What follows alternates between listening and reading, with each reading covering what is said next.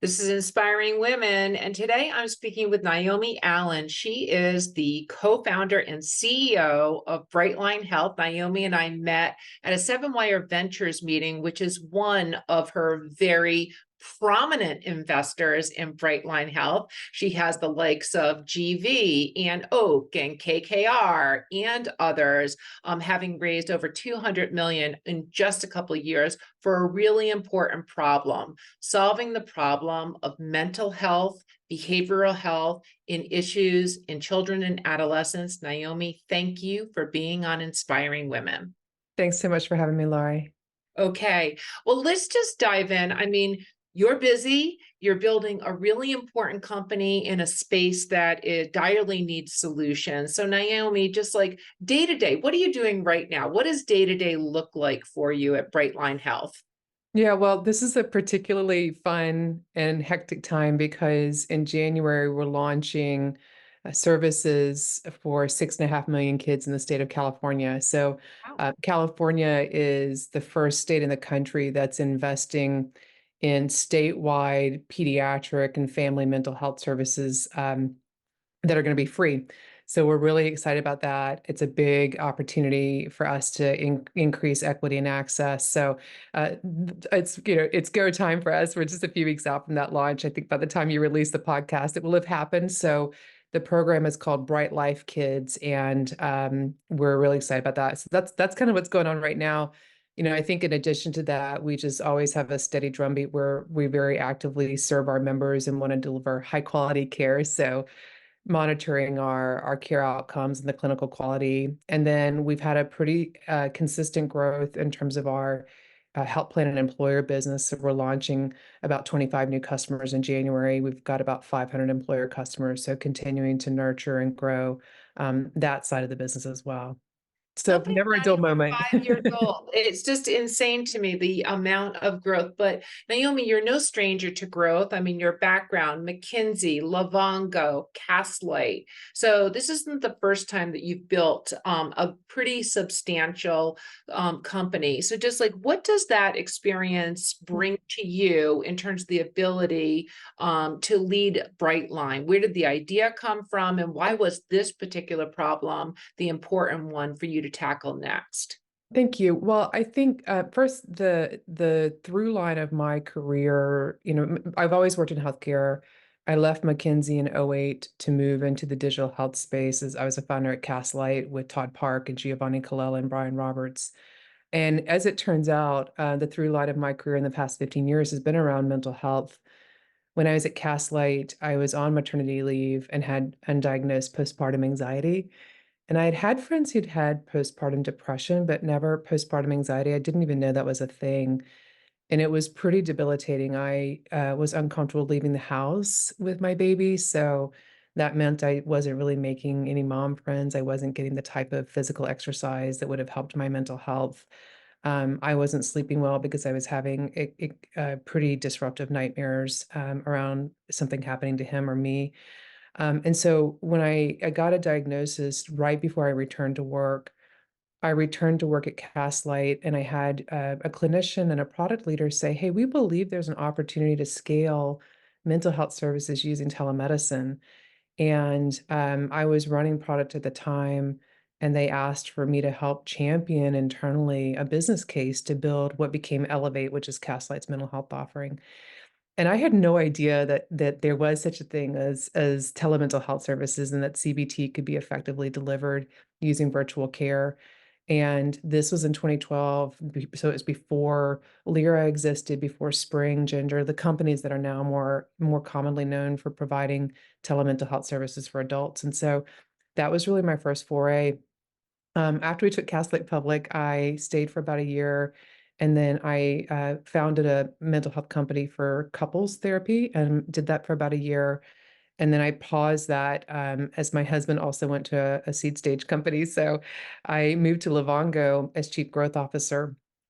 And while I was at Livongo, we part of my growth mandate was expansion beyond diabetes. We were trying to move into other chronic conditions, and we bought a mental health company that I was responsible for integrating into Livongo's core business. So I I had kind of inadvertently been working in mental health on the adult side for about 7 years, and then one of my kids had a mental health crisis, and all of a sudden, Laurie, I was that mom who, didn't know where to go, didn't know how to navigate the pediatric mental health universe, sat on wait lists where we didn't get any services through my son's school. We didn't get any, in-network providers through our health plan. So we really went on a journey as a family for months trying to get my son into appropriate care. And I think as part of that, thankfully, um, my community of colleagues and investors and people who know me well knew I was really passionate about this space. And so Annie Lamont over at Oak reached out and said, "Hey, we think there's a huge gap in pediatrics for mental health, and this is pre-COVID. So I think that their insight in that market opportunity and that market gap was really critical." And so they asked me if I wanted to start a company in this space. So that's been 4 years. It has been an absolute joy and delight and challenge. Starting companies in COVID is no joke, and then COVID combined with the kind of ups and downs of this market have been really challenging. But I think there's been a tremendous recognition that this is a category of care that should exist, that our kids deserve better than what they've had, and that Brightline is the category leader, really driving that innovation platform. Well, as excited as I am about the company and the growth, I'm more interested in solving this problem. I don't think there's any lack of understanding of how severe Mm. and how widespread the need is for services for kids, for adolescents. We've got the Surgeon General, saying that 3 out of 5 girls, teenage girls, are sad or depressed. We've got, new data from Meta and these algorithms that we know are not helpful to young people. And we also know that we're coming out of a pandemic that was one, but not the only thing that's causing this problem. So, just given the scale, the widespread magnitude of the challenges that are out there for, do you call them adolescents? Do you call them children? Do you call them young people? How do you Yeah. categorize Well, that? it's we serve a broad age range, so 18 months up to 18 years. So we talk about children, adolescents, and teens. Yep, Unfortunately, the language varies when you're talking to the individuals themselves yep, because adolescents don't like that word. They don't want to be called adolescents. sure. So it is a little tricky. Our care team is very astute at kind of picking up on the language that our members like to use and using their appropriate pronouns, et cetera. But in general, kids, adolescents, and teens is kind of, or if you're talking more clinically, you can talk about the pediatric space. So, But just given how significant and large the problem is but there's a lot of innovation in this space, which is exciting. But do you feel that we're going to categorically be able to address these issues, mm, turn them around, mm, solve, make better? And then mm. I want to talk about Brightline specifically and what you're doing and what you're seeing in terms of results. Sure. Well, here's what I'll say. I am very optimistic about where we're headed as a country. And so, obviously the prevalence rates, the rates of need have increased dramatically, not just during COVID, but post-COVID. Those high incident rates of anxiety, depression, um, suicide, non-suicidal self-injury, et cetera, are all still elevated. So that wasn't quote unquote just a COVID blip. That is, we have a sustained need. But we also have a sustained awareness, which I think is, kind of one of the biggest silver linings out of COVID is just the broad visibility that the pediatric and youth mental health crisis has had globally. And we are seeing really reduced stigma, interestingly, more from the youth themselves than Mhm. from their parents and our kind of my generation, right?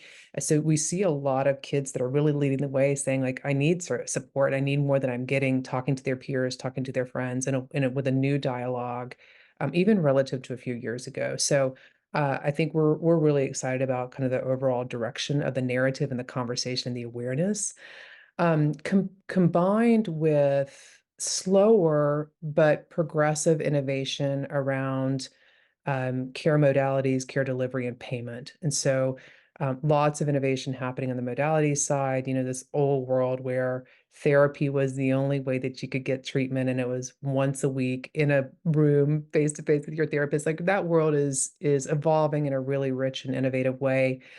And we're seeing slower but progressive support from insurance companies around payment for other modalities, groups, peers, coaches for subclinical services, digital interventions for things that are more wellness oriented. So I do see a progressive stance with regard to payment reform, which is kind of how that innovation gets fueled. So I am very optimistic, and I think that the last thing around this is kids are resilient. We do know that half of all severe mental illness manifests before the age of 14. So catching kids early, really making sure that we're providing early support. But when you do that, kids have a lot of resilience. The care models work, they're very effective. And so I think that's perhaps the main reason why I am excited is because if we can get early enough in supporting these kids and wrap around services that are affordable for families, then I think we can have a real step change in terms of the next generation of kids growing up. Well, the model that you're talking about, launching in California is incredible. I mean, this absolutely incredible. I mean, removing the barrier of payment by Mm, providing these services to 6.5 million, mm, I'll say young people. That is absolutely astounding. I mean, congratulations. That's absolutely amazing. But that demand is also incredible. So, how are you able to handle the supply mm. side with the therapists or tooling or whatever to meet that level of demand? Yeah, great question. Here's what I'll say: there's not enough licensed therapists in the country to serve the needs, and so what we have done at Brightline is just acknowledge that early on and said, okay, we need to be doing a bunch of things. First of all, in pediatric mental health, um, less than 20% of clinicians use any documentation around measurement and evidence-based guidelines. And what's really critical around using measurement is then you can essentially right size the dose. And so, what you don't want to do is treat a child or an adolescent or teen for too long, where you're using those clinical resources unnecessarily because the child's gotten better and they don't need to continue with therapy or psychiatry services. You don't want to treat them for too short, because then they might have a recurrence or something that goes, off the rails later. And so measurement is the way to know, how's that child progressing? Are they progressing towards clinical goals? Are they progressing towards family treatment goals, right? So the difference between measuring an anxiety score like a GAD-7 versus a treatment goal like my teenager wants to, or my adolescent wants to be able to go away to sleepover camp without having an anxiety attack. And so those are, the systems of measurement really matter, not just to make sure that kids are getting better, but to also make sure that we're using the short limitation of resources that we have most effectively to scale across a population. So that's one point. Um, I think the other is really this innovation around the care delivery model. So we've built out a digital library of a few hundred digital interventions and a nationwide coaching team. And what we see is very effectively, we can serve about 40% of members using that subclinical service. So when folks come to Brightline, we can do a little bit of upfront triage and screening using a screener tool, and then we say, "Hey, coaching would be a great place for you. We're happy to start with coaching. Let's get you into a few weeks of that and see if it's effective." And we find that it really is. And lots of families, that's kind of all they need.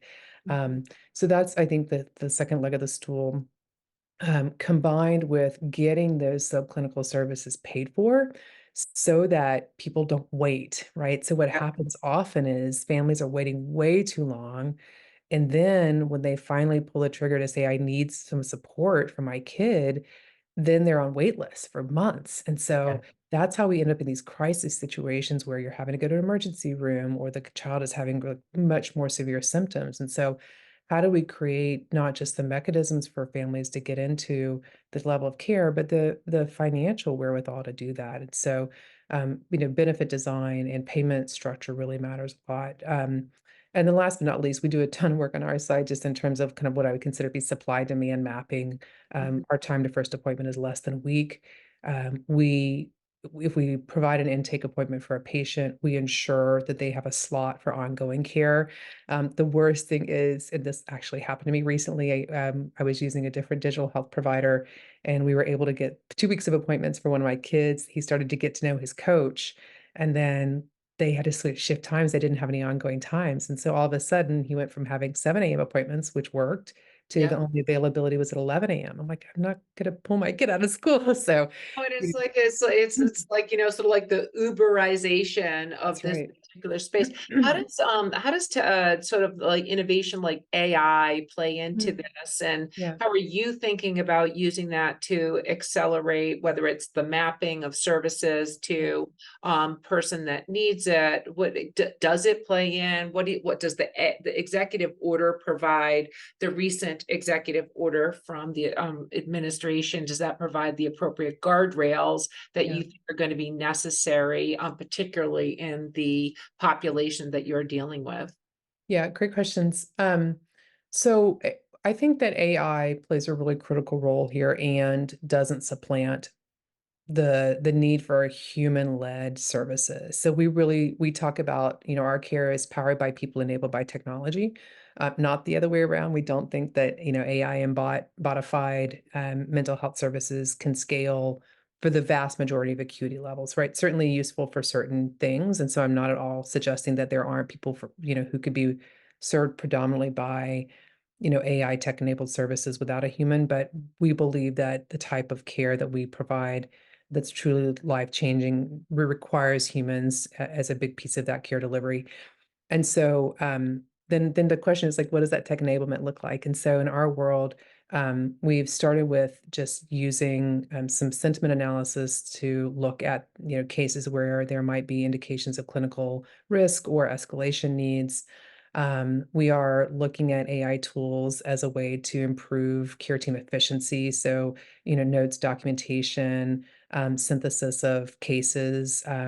We work in a care team environment, so a clinician will have other folks that they'll be doing a case consult with, or if they need to escalate a case to a psychiatrist. So we have a team-based approach, and so AI can be really good for sort of within that team unit, helping to share information.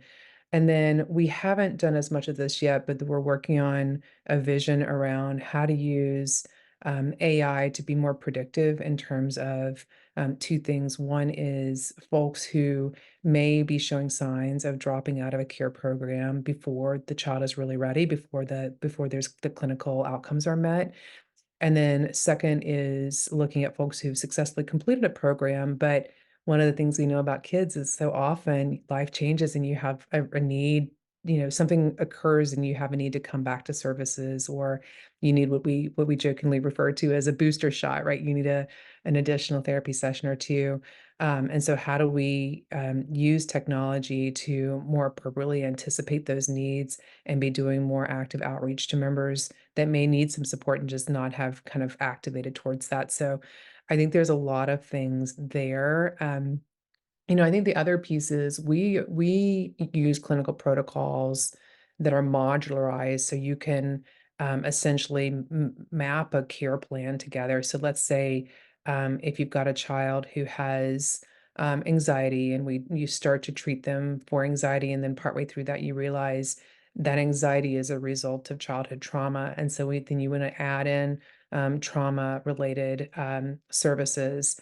And so I think there's a real opportunity for technology to be helping to construct appropriate care plans if you've got the right sort of ingredients, but really being able to do anticipation around care plans that are going to be the most effective, and then measuring those care plans more effectively. Well, I think I have to just say, given again the scale at which this problem needs to be addressed, the different targeted areas that you're thinking about using AI within Brightline, that sounds excellent. And the predictive opportunity Mm, in particular, and we all have too many known incidents yeah. of, where that would have just been so critical had someone known that an intervention was needed for a young person. So Naomi, I just hope it works. I hope it all works, and I hope you continue to build this out. I want to close out on just a couple questions. This is Inspiring Women. You know better than anybody, sort of the statistics. We have less than 2% of founders and CEOs who are women who are receiving the funding that is out there for companies. That has not been the case for you, which is wonderful. So why do you think that is? What are the things that made that so compelling for you to raise the types of funds that you have and have needed for Brightline, where that hasn't been the case for so many other women CEOs and founders? Mm. Well, here's what I'll say. I think first the ecosystem's evolving, and there is now a generation of women executives that are experienced serial entrepreneurs. During COVID, I started a group of digital health women's CEO group. And if I look around at my peers, these are folks who've led, been executives at many other companies. They're at their Series B, Series C stage. Some of them are even later than that.